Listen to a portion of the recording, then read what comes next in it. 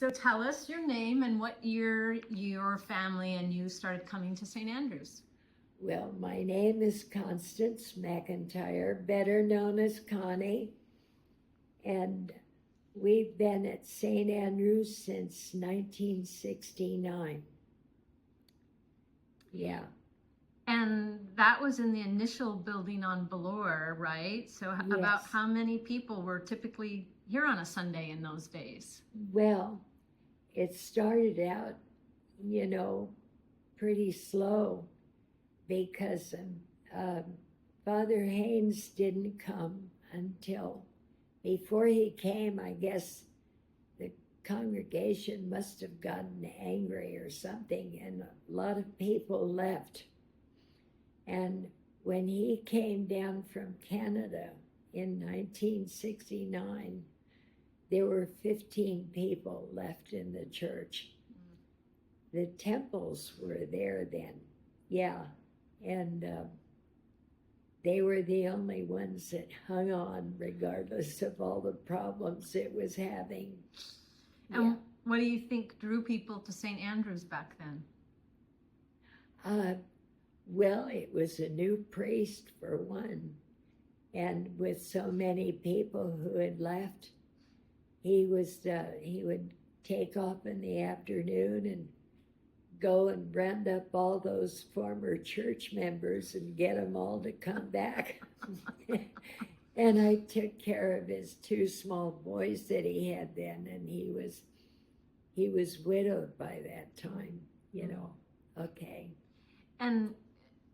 And so in what ways do you think the church has changed over the years? Oh, well, wow, it really changed. I think from the very beginning, the church itself was in so much trouble. Financially, when he came, there was a $70,000 debt, and nothing was happening, no people in the church.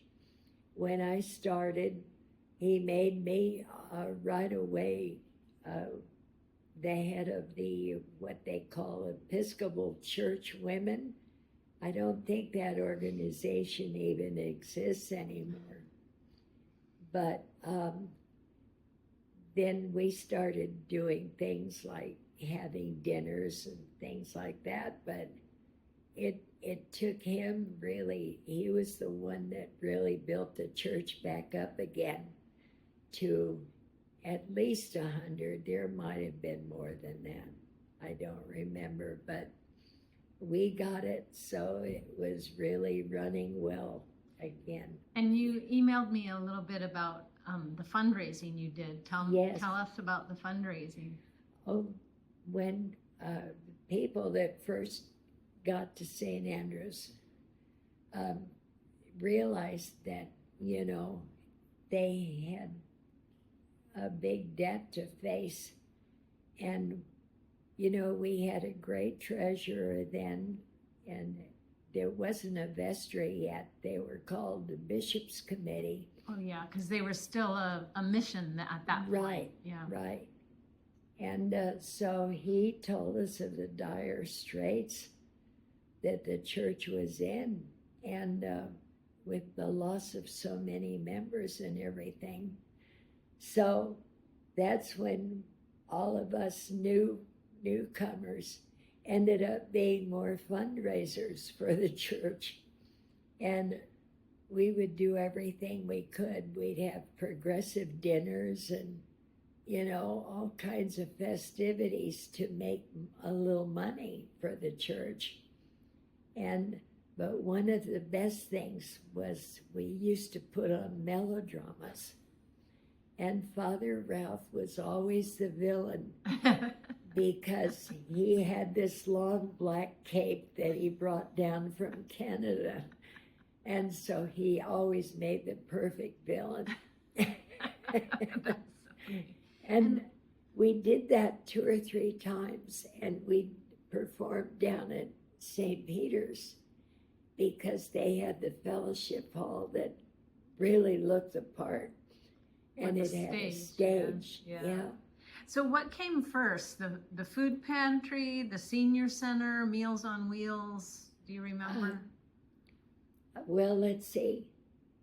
When Father Paul was the one that first said we need a Meals on Wheels program. And so, anyhow, we had that. We were in the north end of the building in that old office space. Of the church building. Of the church building, yeah. And that's when Helen Woodward donated the parish hall.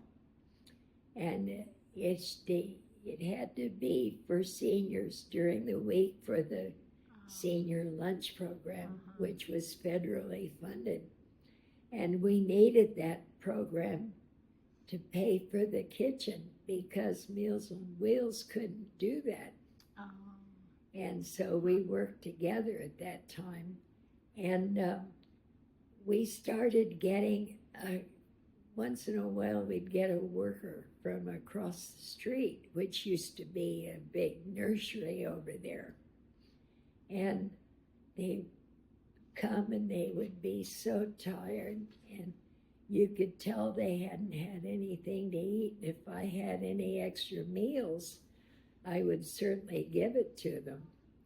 And that's how we got started, because we realized just one meal from Meals on Wheels wasn't going to help them much.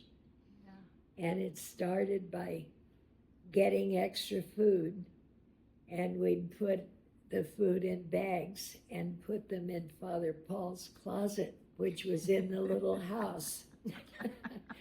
And Debbie got it. She started getting involved somewhere at that point. I don't know whether she remembers, but I remember her being there. Yeah. And then over the years, what's something that you've seen remain constant in the parish? It was always, we always were cordial. We always developed close friendships. We'd had a lot of parties, and we really became close. And there was always that spirit of the church to move ahead, and not only to worship, the way we should, on Sundays and everything, but it was the closeness and the happiness that we had together. And that still, I think, is true to this day. Yeah. Well, thank you for helping us celebrate 60 years on Valor. Oh my gosh, yes, I can't believe it.